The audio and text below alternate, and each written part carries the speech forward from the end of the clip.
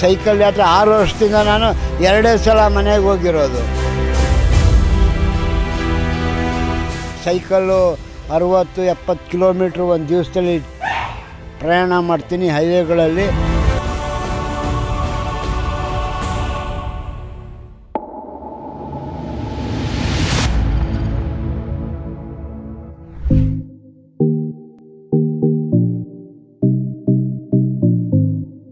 ವಯಸ್ಸು ಕೇವಲ ಲೆಕ್ಕ ಮಾತ್ರ.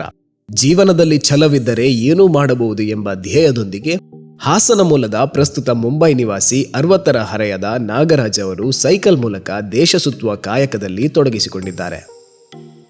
2015ರಲ್ಲಿ ಸೈಕಲ್ ಯಾತ್ರೆ ಆರಂಭಿಸಿದ ನಾಗರಾಜ್ ಅವರು ಈಗಾಗಲೇ ಹಲವು ರಾಜ್ಯಗಳನ್ನು ಪರ್ಯಟನೆ ಮಾಡಿದ್ದಾರೆ.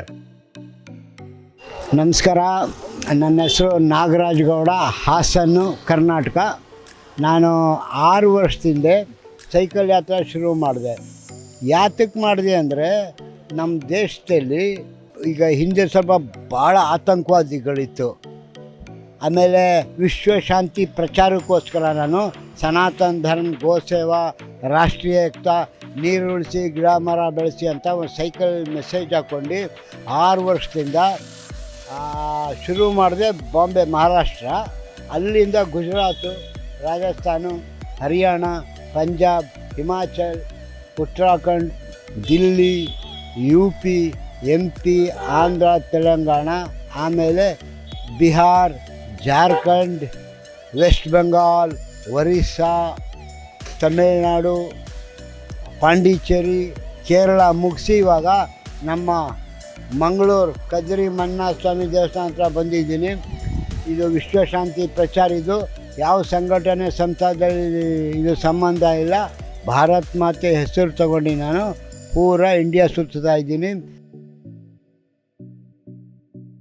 ಈಗ ಮಂಗಳೂರಿನಿಂದ ನಾನು ಉಡುಪಿ, ಕುಂದಾಪುರ್, ಅಲ್ಲಿಂದ ಗೋವಾ, ಅಲ್ಲಿಂದ ಬಾಂಬೆ ಮತ್ತು ಮಧ್ಯಪ್ರದೇಶಕ್ಕೆ ಹೋಗ್ತೀನಿ.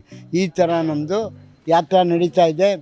ಈ ಯಾತ್ರಾದಲ್ಲಿ 6 ಜನ ಮುಖ್ಯಮಂತ್ರಿಗಳಿಗೆ ಭೇಟಿ ಮಾಡಿದ್ದೆ ನಾನು.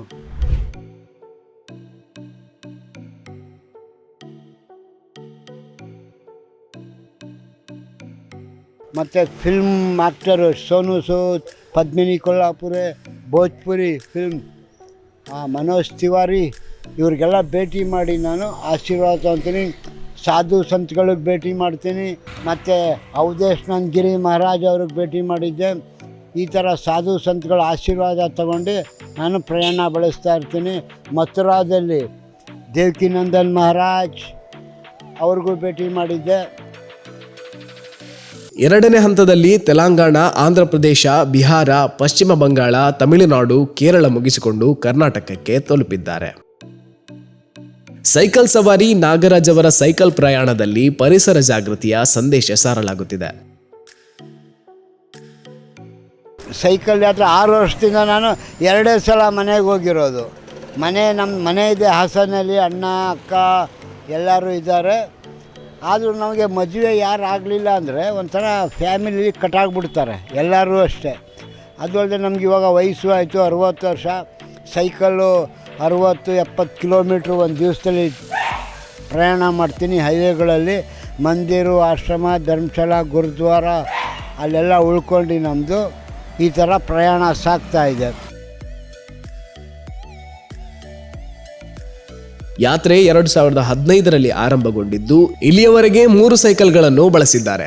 ಪ್ರಸ್ತುತ ಹಳೆಯ ಸೈಕಲ್ ಇದ್ದು ಹೊಸ ಸೈಕಲ್ ಖರೀದಿಸುವಷ್ಟು ಅನುಕೂಲತೆ ಇಲ್ಲದ ಕಾರಣ ಹಳೆಯ ಸೈಕಲ್ ದುರಸ್ತಿಗೊಳಿಸಿಕೊಂಡು ಸವಾರಿ ನಡೆಸುತ್ತಿದ್ದೇನೆ ಎನ್ನುತ್ತಾರೆ ನಾಗರಾಜ್ ಗೌಡ ಅವರು.